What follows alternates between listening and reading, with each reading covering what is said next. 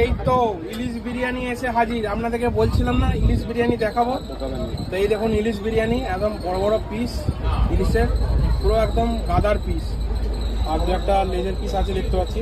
আর এখানে yellow rice বেরেস্তা উপরে ছড়ানো, দুর্দান্ত। আর আমাদের রান্নি হচ্ছে এই যে কাকিমা, ইনি রান্না করেছেন, তাই তো কাকিমা? দেখি দাও। আর এখানে সাদা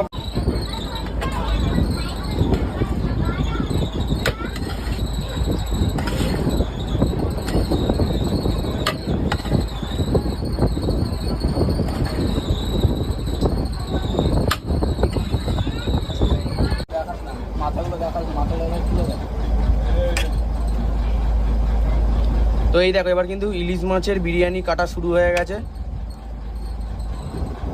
এই ভাই কাটছে।